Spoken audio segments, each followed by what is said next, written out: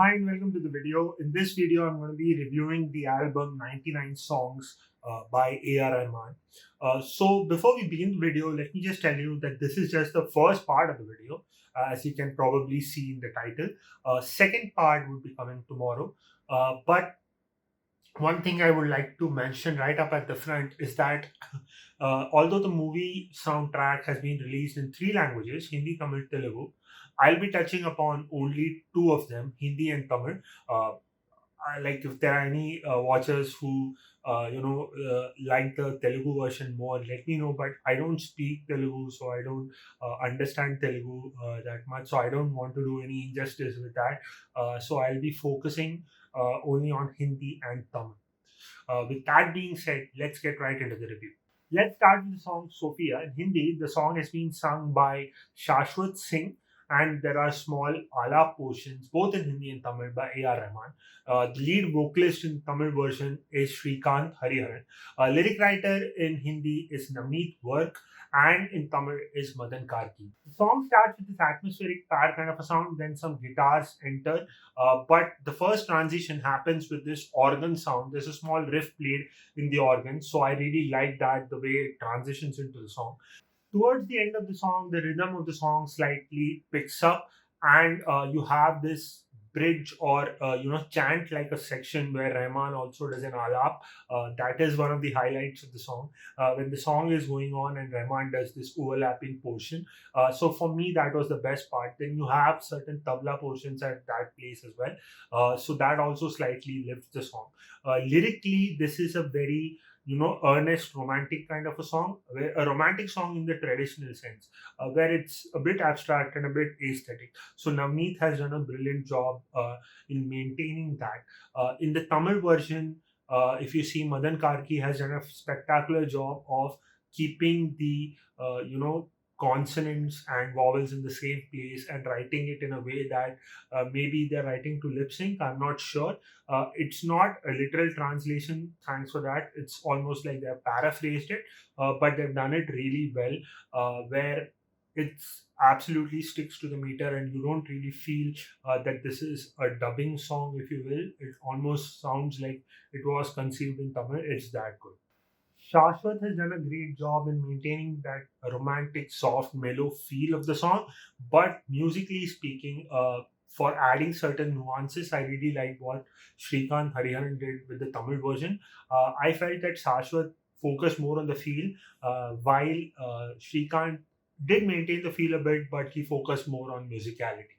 The next song here is a song called Nayi or Naalai Naalai. This sounds like a song that was made for the situation of a college festival or a college farewell kind of a thing. It's almost a rock song with some other elements, of course, but it does feel like a song of self discovery and a song of uncertainty about future, but a lot of hope for the future. And it's almost a song where you feel like we're going to do something, we're going to rock the world. Our journey after college is going to be great. So Navneet again has written this, but here what she does is that she keeps it abstract. She doesn't go and spell everything out. She doesn't literally give you any hint that this is about college. So if you didn't see the visuals, maybe or you wouldn't know. But the reason how I came to know that this might be a college song is from the Tamil lyrics. So I think Vivek has done the lyrics in Tamil.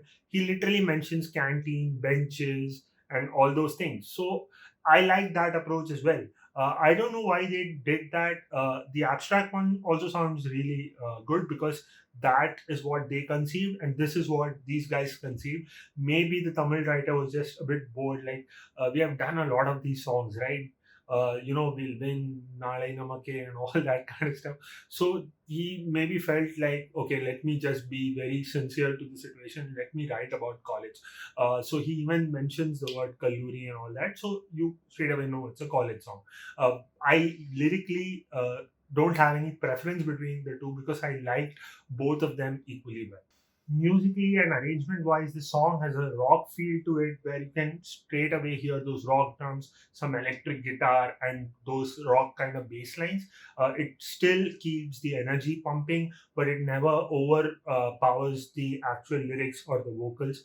So it never makes you feel like I can't listen to it, or it's not mixed properly, or this element is overpowering that element. So Rahman sir's genius plays in there. He just blends these multiple genres here and there and just brings out a really fun, energetic, fine kind of a song. And in both languages, I really love this song. The Hindi version credits Raftar as a lyric writer and a singer as well.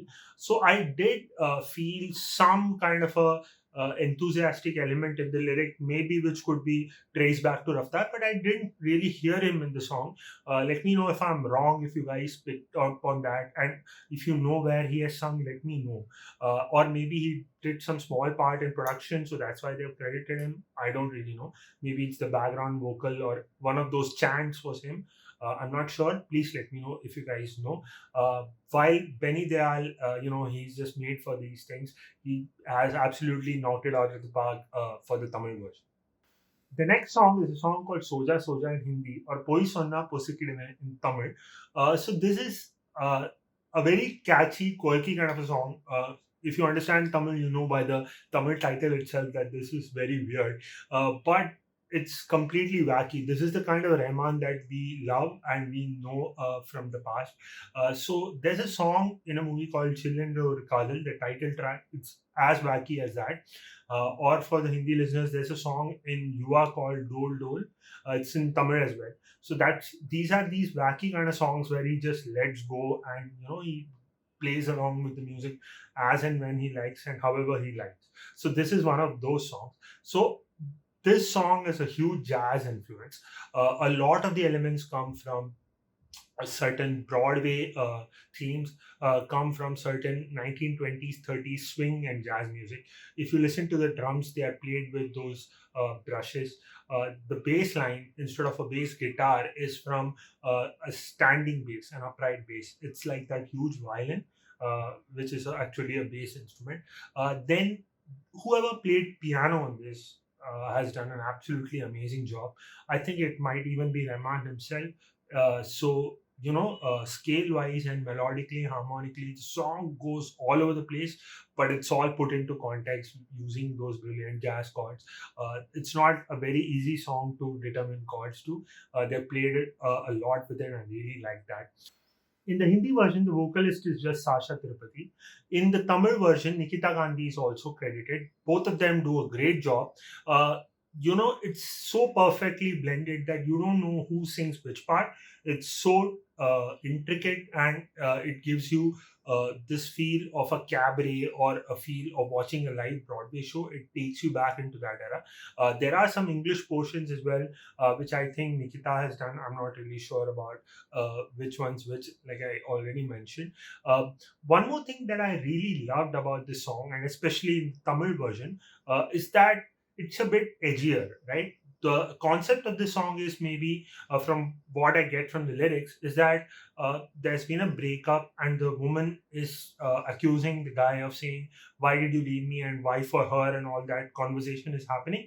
In the Tamil, it's a bit more direct and bit more edgy and aggressive. I like that. Hindi mein it is good, but at some places it plays into that song territory. In the Tamil version, it almost sounds like more like a conversation, and Madan Karki has done a brilliant job with that.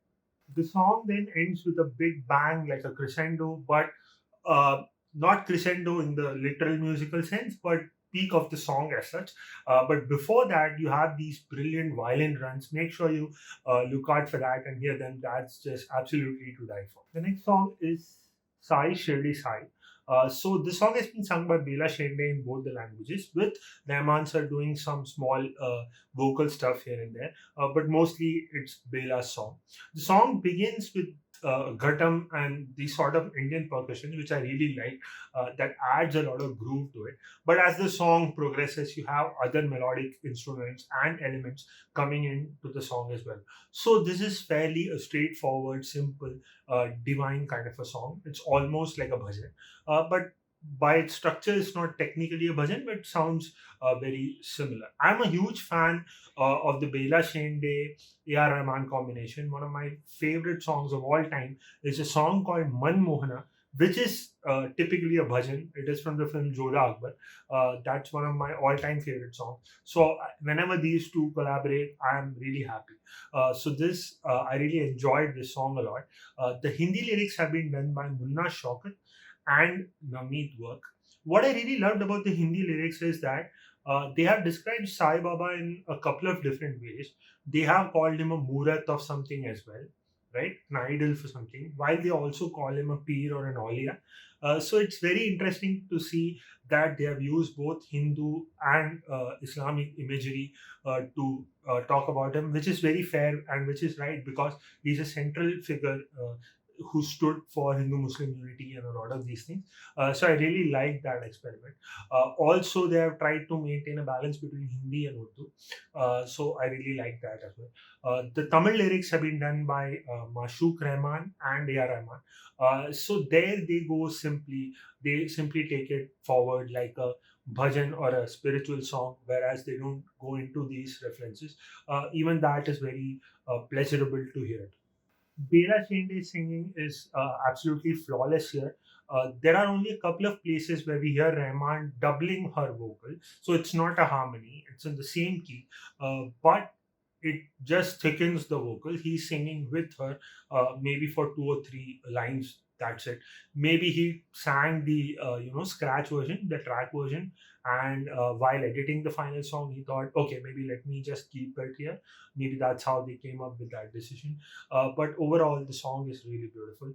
Uh, Talking about Bela Shende's Tamil pronunciation, it's just impeccable. But by now, she has a lot of experience singing Tamil songs, so it's not a big surprise. One quick thing I just want to add that generally, whenever you see some devotional channel or something, or Sai Baba channels in the South, they have that. So whenever they say Shirdi, they don't say Shirdi, they say Shiradi.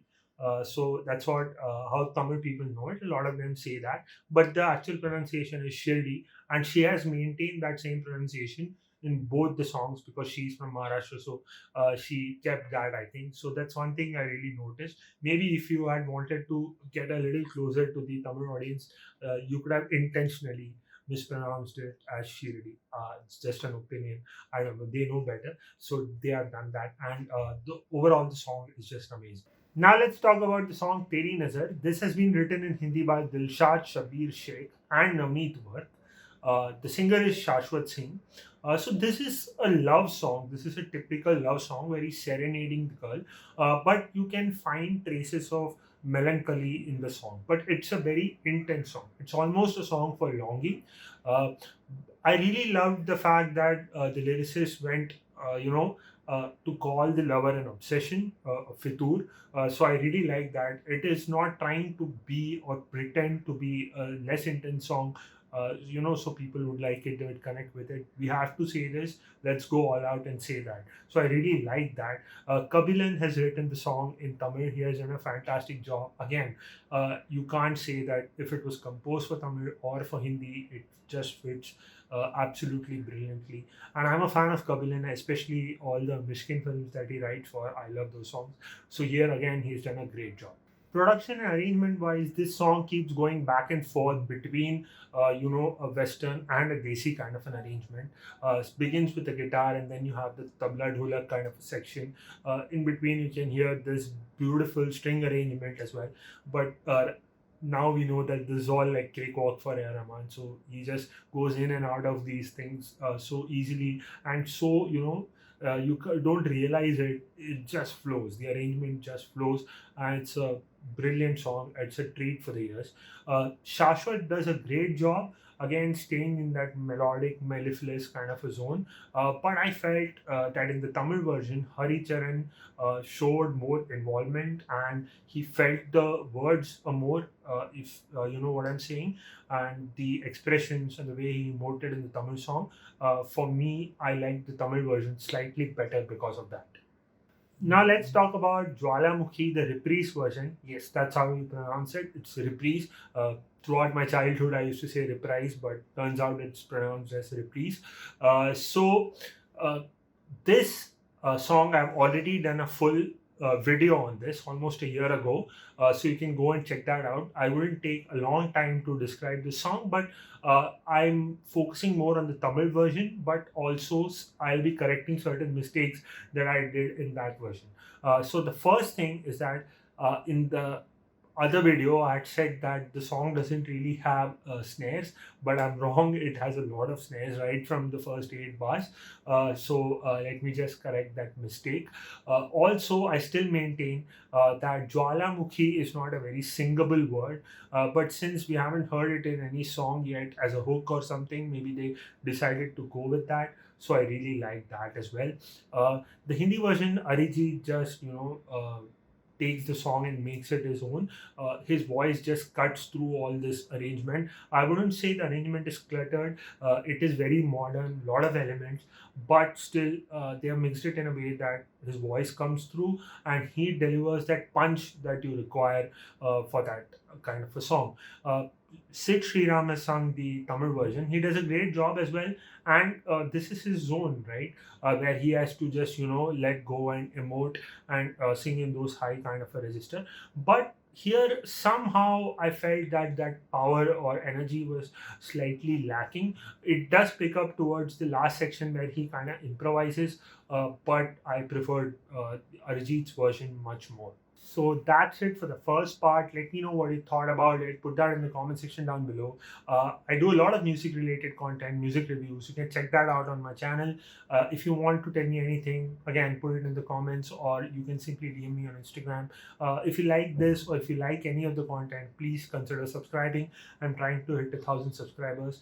The rest of the songs I'll be covering in the next part. Hopefully that'll be up tomorrow. So yeah, that's it. Thanks a lot for watching. I'll see you all in the next video.